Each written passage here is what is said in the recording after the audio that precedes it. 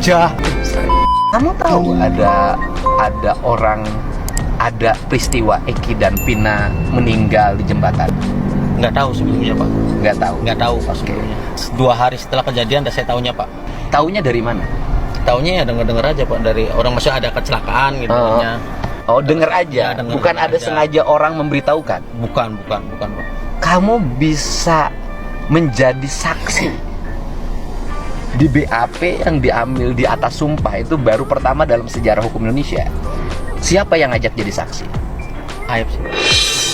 Aib ngajak jadi saksinya setelah penangkapan hari Rabu tanggal 28, 29, tanggal 30 atau sebelum? Sesudah penangkapan lah Pak jadi saksinya. Ceritanya gimana Aib ngajak kamu jadi saksi? Ya awalnya kan malam berapa? Sekitar jam berapa saya lupa. Cuman malam Aib nelpon saya, "Dek, anterin saya ke Polres yuk." Oke. Kamu posisi di mana waktu? Posisi di rumah. Teleponnya gimana? "Dek, anterin saya yuk ke Polsek," katanya. "Mau ngapain, Aib?" "Ya udah anterin aja," katanya. Anterin, ya udah anterin, saya anterin ke dalam. Setelah di dalam, ya di luar sebelum masuk ke BAP, di luar kan ada saya, Aib sama Rudiana. Nah, cuman saya tanya ke Aib, "Mau ngapain di sini?" Oh, kata saya. di telepon diajakin ke Polres. Diajakin Di teleponnya ke Polres. malam. Malam, sekitar jam 7, setengah 7 lah Pak. Jam itu juga kamu jalan? Iya jalan Pak. Langsung? Iya, saya kan mikirnya kan Aib kan nggak tahu daerah, nggak terlalu apal daerah Cirebon Pak. Kan orang rantau kan mikirnya. Ya saya antar ke sana. Oh, dia bilangnya minta diantar ke Polres? Ya minta diantar dulu ke Polres. Bos, setelah dia diantar ke Polres, terus apa yang dilakukan?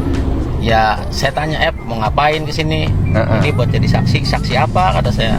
"Saksi itu kejadian yang meninggal anaknya Pak Rudiana," kata saya. Nah, saya bilang sama kan kita nggak tahu apa-apa," kata saya. "Kenapa jadi saksi? Udah ntar ikutin aja," kata saya. Ikutin, saya diarahin.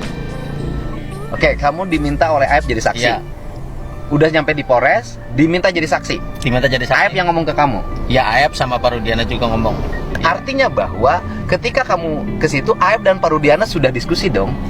Kemungkinan Pak.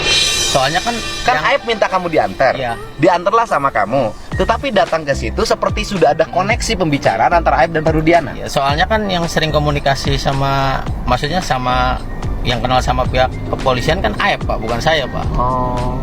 Kemudian apa reaksi kamu ketika diminta jadi saksi? Saya bingung Pak. Saya bilang, "Apa ini nggak keberatan?" kata saya. Kata dia, "Ya udah ngikutin aja," katanya. Ya saya dalam hati ya sebenarnya saya pengen Pak nggak mau jadi saksi, saya pengen keluar dari situ, cuman saya udah di dalam, saya bisa apa? Sudah di dalam kan Ya. kamu bukan terposisi terdakwa, bukan posisi tersangka. Cuman saya bingung, sebelumnya saya takut, ada rasa takut ada kan saya kan istilahnya nggak ngerti hukum Pak. Oke, nggak ngerti hukum, kamu melakukan sesuatu yang kamu tidak tahu gimana? Nah ya itu makanya Pak, saya makanya ungkapin di sini ya karena saya mikirnya bahwa saya nggak pernah tahu peristiwa itu sama sekali. Belum masuk ke ruangan kan dibilang dulu, "Pak, kamu bilang aja lagi nongkrong di warung, ada orang nongkrong segerombolan anak-anak melempar batu, bawa bambu, nah, terus sama pengajaran itu udah diomongin dari luar dulu Pak." Siapa yang ngomongin itu? Ya yang ngomong itu kan pertama Aib ngasih tahu Pak. Oh, yang ngarahin bahwa kamu menyaksikan ada anak-anak melakukan pelemparan, kemudian pakai batu, bawa bambu. Nah, yang ngarahin pertama itu siapa? Aib sama Rudiana ngasih tahu ke saya Pak. Dua-duanya mengasih tahu, mengarahkan kamu agar mengakui, melihat ada anak-anak yang lewat, ada dilemparin batu, pakai bambu, dan itu diarahin oleh Aib dan Rudiana. Iya. Kamu bohong nggak sama saya? Enggak Pak, 100% saya benar. Berani nanti bersaksi di baris Berani krim? saya Pak, bersaksi di baris krim. Kamu tahu nggak, dari kesaksian itu hari ini 7 orang pidananya sumur? Tahu Pak. Sebenarnya juga dari kemarin pas viral, ya saya pengen Pak keluar media berkata jujur. Cuman saya berpikir panjang Pak. Saya keluar dengan sendirian, saya bisa apa? Kamu tahu nggak bahwa kesaksian kamu itu melahirkan berita yang luar biasa? Tahu Pak. Kamu merasa dosa? Merasa. Sebenarnya ya saya sebenarnya hati kecil saya merasa dosa Pak. Ya kalau ada di posisi keluarga saya, ya mungkin saya juga, ya mungkin keluarga saya juga ngerasa tersiksa Pak. BAP-nya kamu ditanya atau Ditanya. sudah ada ceritanya? Ditanya Pak, Ditanya gini. ditanya, ya kamu nongkrong di warung? Ya saya bilang nongkrong di warung. Sesuai skenario itu. Sesuai skenario itu. Tahu bahwa anak-anak itu sudah ditahan di situ. Nah, saya nggak tahu Pak, soalnya pas penangkapan anak-anak di situ pun kan nggak ada saya Pak. Bukan. Waktu di BAP itu kan berarti anak-anak Ya. sudah ditahan. Iya sudah ditahan. Jadi waktu di BAP itu anak-anak sudah Anak ditahan. sudah ditahan Pak, anak-anak. Berapa lama kamu di BAP? Kurang lebih 1,5 jam ada, 1 jam. 1,5 jam di BAP. Satu Dari jam. jam berapa itu? Dari berangkat seingat saya mah jam 6:30 lah Pak. Oh, dari dari jam rumah 6:30? setengah 7, jam 7 lah.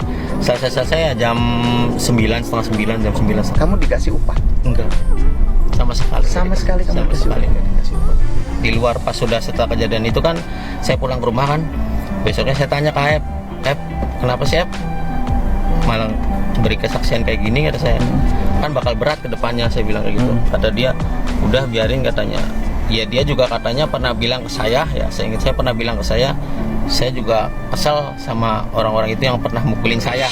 Oke. Jadi Aep dendam, melakukan itu dendam, memfitnah dan membuat orang Iya, pernah penjara seumur hidup bilang karena gitu. dendam. Karena bilang dendam. Dan kemudian dendam itu membawa kamu. Iya. Kamu kenapa nggak datang ke pengadilan waktu Ya, karena saya sidang? takut Pak. Karena takut ya emang tidak tahu peristiwa itu Pak. Karena takut di sidang di pengadilannya kamu ketahuan bohongnya. Iya. Setelah peristiwa itu mereka mendapat vonis. Kamu 8 tahun merasa terhantui nggak? Ya sebenarnya ada kepikiran Pak, merasa terhantui, Pak. Merasa terhantui? Merasa bersalah, Cuman bingung.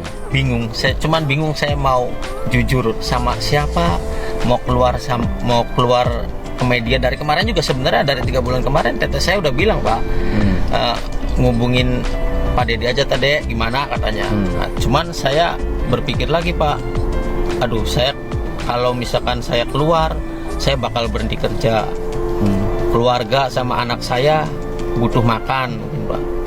Makanya saya berpikir terus, setiap hari saya berpikir Pak, setiap malam susah tidur Pak. Jam 3 malam tidur, jam 2 malam baru tidur. Saya berpikir terus Pak. Setelah saya berpikir, ya lama-kelamaan saya ngambil keputusan Pak. Ya tekad saya bulat, mental saya harus kuat, ya saya keluar. Jahat, Em.